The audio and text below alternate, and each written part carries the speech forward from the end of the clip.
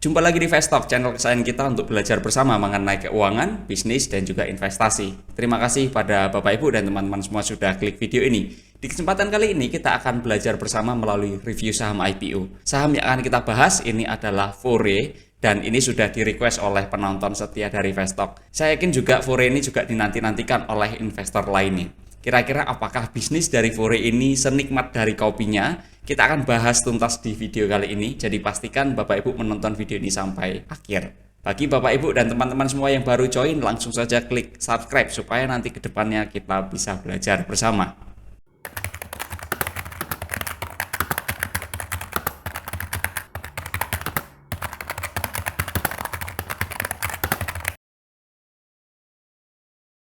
Langsung kita masuk ke pembahasannya. Profil perusahaan dari Fore atau PT Fore Kopi Indonesia Tbk ini didirikan pada tahun 2018.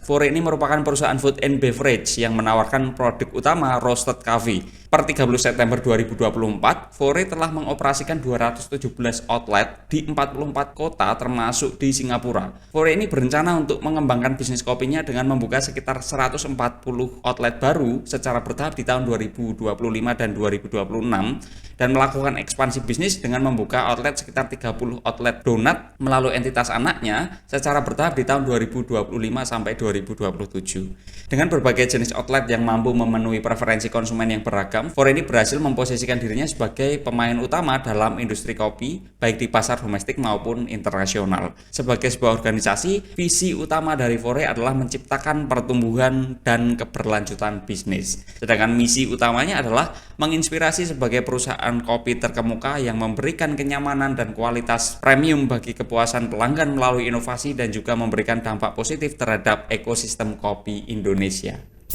Pemilik dari perusahaan Fore itu sendiri kita bisa ketahui sebelum dan sesudah adanya IPO, ya Fore ini akan melakukan aksi korporasi yaitu IPO sebanyak 1,88 miliar lembar saham atau setara dengan 21,08% dari total saham. Ini akan dijual ke masyarakat dan seluruhnya merupakan saham baru. Artinya seluruh perolehan dana setelah dikurangi biaya-biaya tentunya ya, sepenuhnya akan masuk ke entitas dari Fore. Nah, kalau kita melihat pemilik dan pengendali dari Fore itu sendiri adalah Fore Holding Pte Ltd atau FHLP, dengan penerima manfaat akhirnya adalah Bapak Wilson Cuaca. Kita bahas dari struktur organisasinya. Kita bisa ketahui jajaran Dewan Komisaris dan jajaran Dewan Direksinya ya. Ya, kami menilai untuk bisnis dengan ukuran seperti Fore, manajemen kunci dari Fore ini kami nilai masih relatif banyak ya. Jumlah komisarisnya ada 6 orang dan jumlah direkturnya ada 4 orang. Kenapa orang di komisarisnya ini cukup banyak? Hal ini bisa terjadi karena pengendali dari Fore yaitu Fore Holding Pte Ltd atau FHLP ini merupakan entitas yang dimiliki oleh banyak sekali individu dan entitas bisnis. Jadi jumlahnya itu cukup beragam, cukup banyak ya. Bapak Ibu dan teman-teman juga bisa cek melalui prospektusnya. Hal ini yang memungkinkan bahwasanya Dewan Komisaris itu diawasi oleh banyak orang. Berikutnya kita akan lihat profil dari Bapak Wilson Cuaca selaku komisaris utama dan juga Bapak Viko Lamar selaku direktur utama. Ada baiknya Bapak Ibu juga cek profil komisaris dan direktur lainnya supaya mendapatkan gambaran yang lebih solid. Kita bahas profil dari Bapak Wilson Cuaca terlebih dahulu. Bapak Wilson Cuaca selaku komisaris utama ini sejak tahun 2024 beliau WNI usia sekitar 47 tahun ya. Latar belakang pendidikan beliau ini adalah sarjana teknik informatika dari Universitas Bina Nusantara di tahun 2000. Ya, secara garis besar Bapak Wilson Cuaca ini punya keahlian dan pengalaman dalam kepemimpinan strategis di bidang teknologi informasi. Sedangkan Bapak Viko Lamar selaku direktur utama ini sejak tahun 2024 beliau WNI usia sekitar 51 tahun. Latar belakang pendidikan beliau adalah sarjana ekonomi dari Universitas Trisakti di tahun 1999. Bapak Viko Lamar ini secara garis besar punya keahlian dan pengalaman yang mendalam pada industri food and beverage. Bapak Ibu dan teman-teman semua juga bisa cek riwayat dan rangkap jabatannya satu persatu ya, seperti yang sudah kita tampilkan, maupun Bapak Ibu juga bisa cek melalui website maupun lewat prospektusnya. Bisnis model utama dari Fore sebetulnya relatif mudah untuk bisa kita pahami bersama ya. Ya, secara garis besar sebenarnya Fore jualan kopi. Tapi kalau kita boleh jelaskan secara lebih rinci, Fore ini perusahaan food and beverages yang fokus utamanya pada roasted coffee dan juga minuman non-alkohol lainnya. Fore ini menawarkan produk melalui jaringan distribusi online, termasuk aplikasi Fore Coffee dan juga platform pihak ketiga seperti Grab dan juga GoFood. Fore ini juga melakukan distribusi secara offline melalui jaringan outlet yang dikelola secara langsung.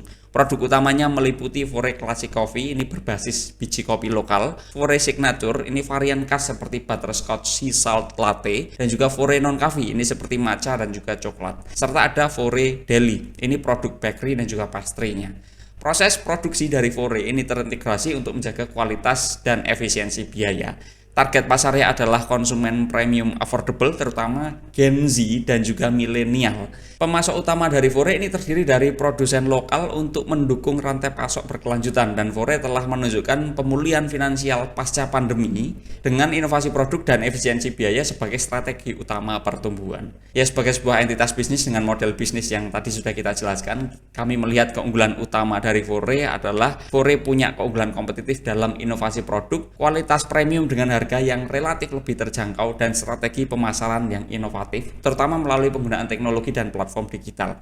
Nah, strategi ini kami rasa tepat untuk menjangkau segmennya. Sedangkan kelemahan utama dari Fore sendiri, kami menilai Fore berada pada industri yang sangat-sangat kompetitif dan memiliki arah preferensi konsumen yang relatif cepat berganti. Kegagalan dalam melaksanakan strategi ekspansi ini akan berdampak pada kinerja operasi yang tidak sepadan. Nanti ada buktinya dari kinerja keuangan yang bisa kita analisis ya.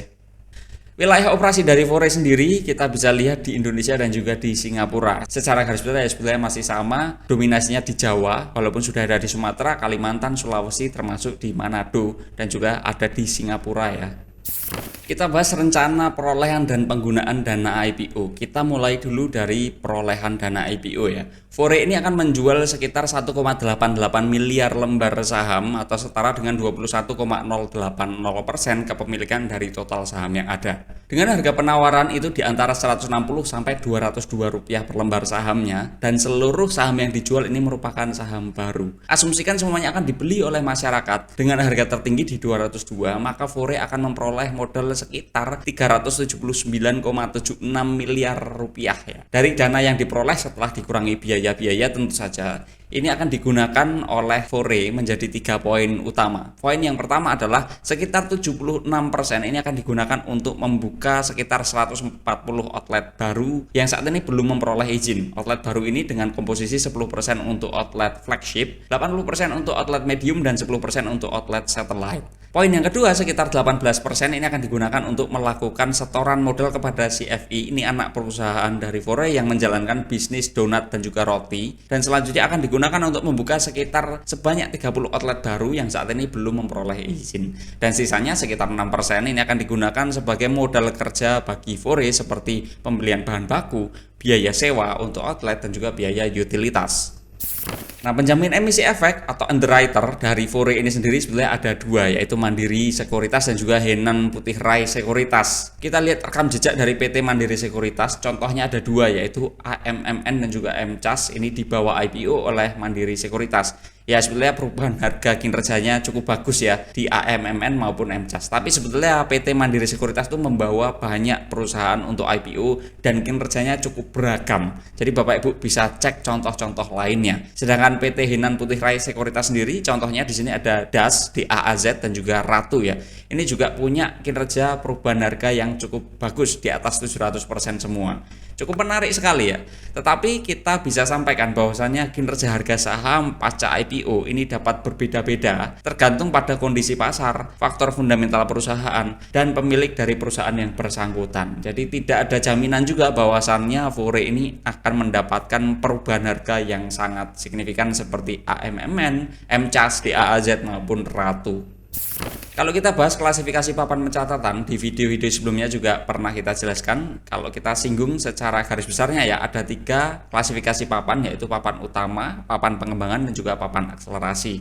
Papan utama ini secara garis besar adalah papan yang ditujukan untuk perusahaan besar yang stabil dan memiliki pengalaman operasi yang cukup lama. Sedangkan pada papan pengembangan secara garis besar papan ini ditujukan untuk perusahaan yang sedang bertumbuh. Sedangkan papan akselerasi sendiri ini ditujukan untuk perusahaan kecil dan rintisan dengan potensi pertumbuhan yang cepat. Belum ada informasi resmi dari Bursa Efek Indonesia terkait klasifikasi papan pencatatan dari saham Fore, tetapi dari data keuangan yang ada kami menduga ini akan masuk ke papan pengembangan ya. Kita masuk ke laporan keuangannya sekarang dan kita bahas dulu dari sisi neracanya. Kita mulai dulu di sisi neraca bagian yang pertama. Per kuartal 3 2024 ya, aset lancar ini sekitar 24,42% dan sisanya aset tidak lancar ini yang paling dominan, ini sekitar 75,58%. Aset lancar ini yang paling dominan adalah persediaan, ini sekitar 49,70% dan kas serta setara kas ini 42,28% dari total aset lancar ya. Pada sisi aset tidak lancar ini didominasi oleh aset hak guna yaitu 54,14% dari total aset tidak lancar. Ini terutama seperti untuk sewa tempat ya.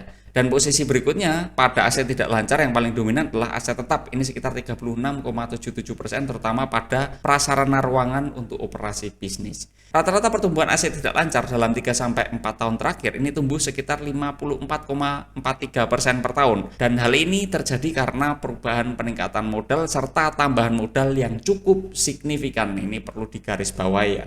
Investor perlu memperhatikan ke depan apakah perusahaan ini mampu menjaga pertumbuhan tersebut secara sehat dan berkesinambungan atau tidak.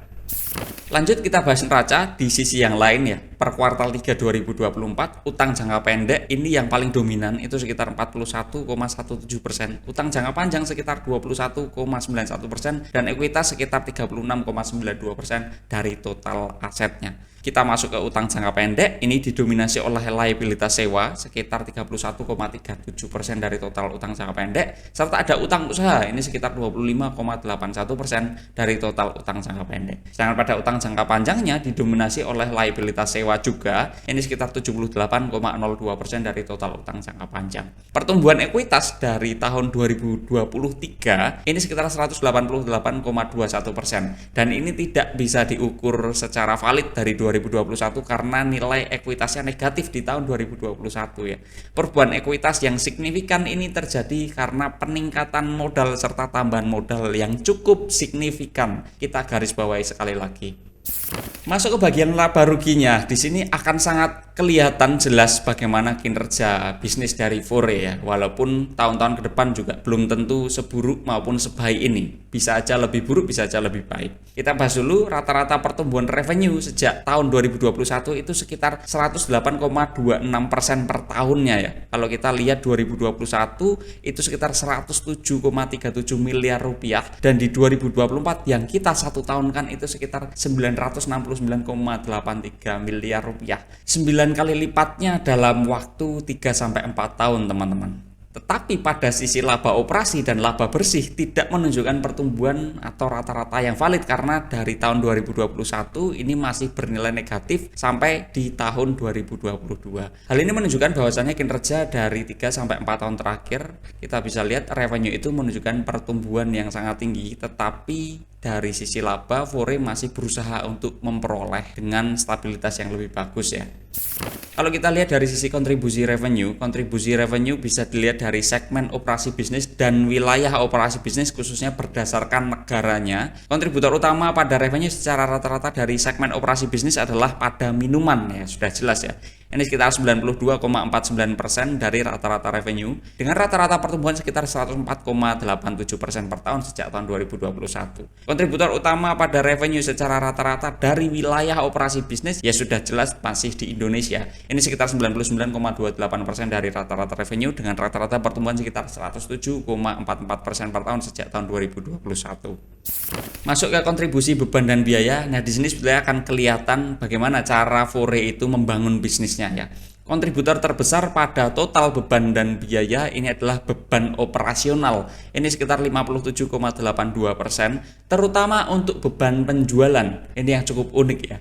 Dan kontributor berikutnya pada total beban dan biaya adalah beban pokok penjualan, yaitu sekitar 40,75% dari total beban dan biaya, terutama untuk bahan baku, makanan dan juga minuman. Dari sini kita bisa ketahui bahwasannya di fase bisnis sekarang, Fore itu punya ketergantungan yang tinggi terhadap kegiatan marketing yang dijalankan. Karena cost untuk beban penjualan itu sangat signifikan. Kira-kira apakah kalau beban penjualan ini dihentikan, pertumbuhannya masih bisa sebagus sekarang atau tidak? Atau orang masih tetap beli nggak sih?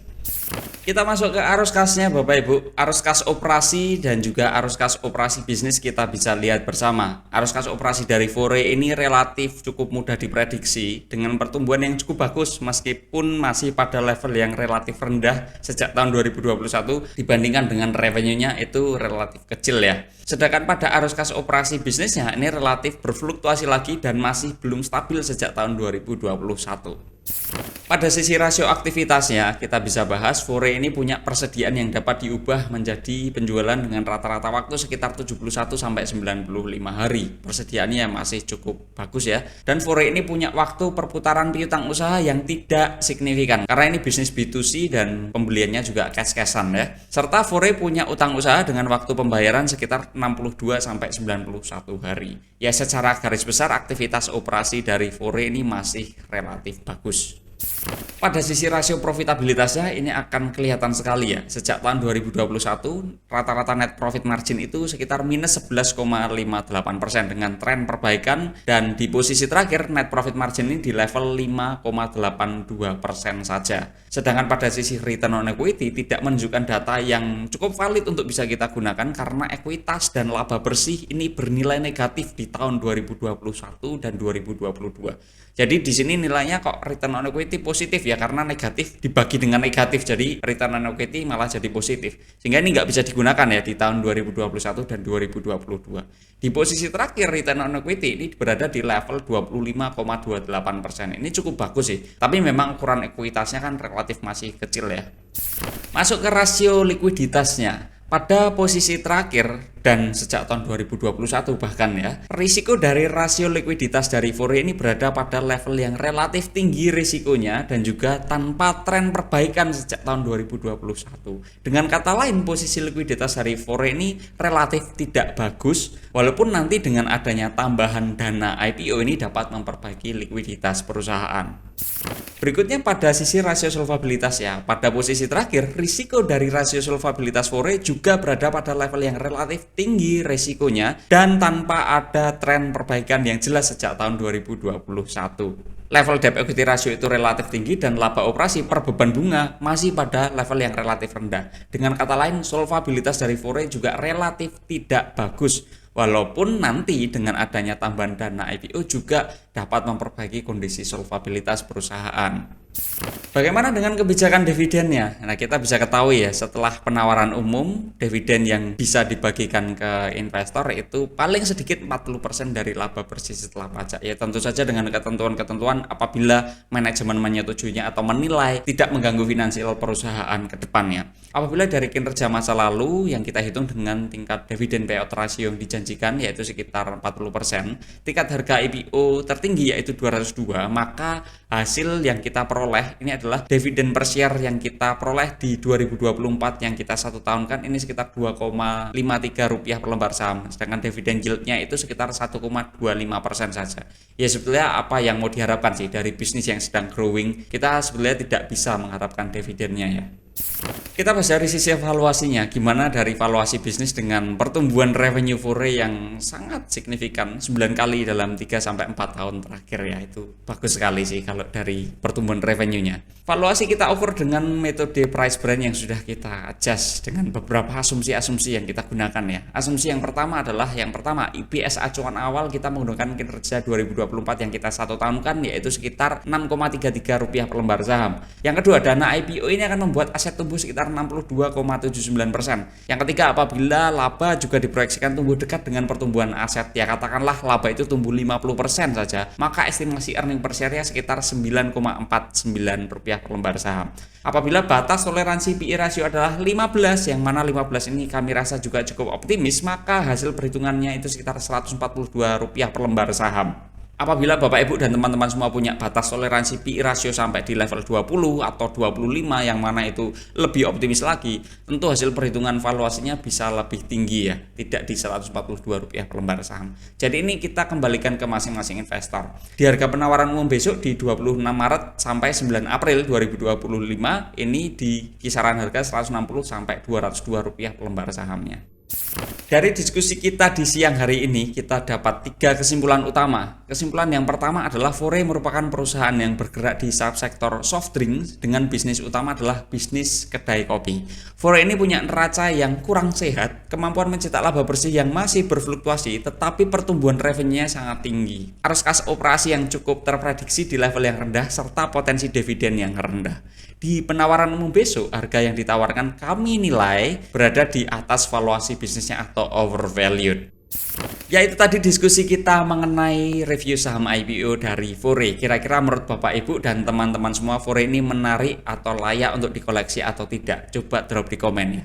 Kalau opini dari kami, sekali lagi ini opini, bukan ajakan beli maupun tidak membeli. Ya sejujurnya dengan preferensi dari kami dalam membangun bisnis dan kita melihat perusahaan-perusahaan, kami kurang suka dengan cara dalam tanda kutip yang bakar-bakar duit ya. Ya kita melihat Gojek, Tokopedia yang sebesar itu dan usernya paling banyak juga, itu juga masih kesulitan dalam mencetak laba.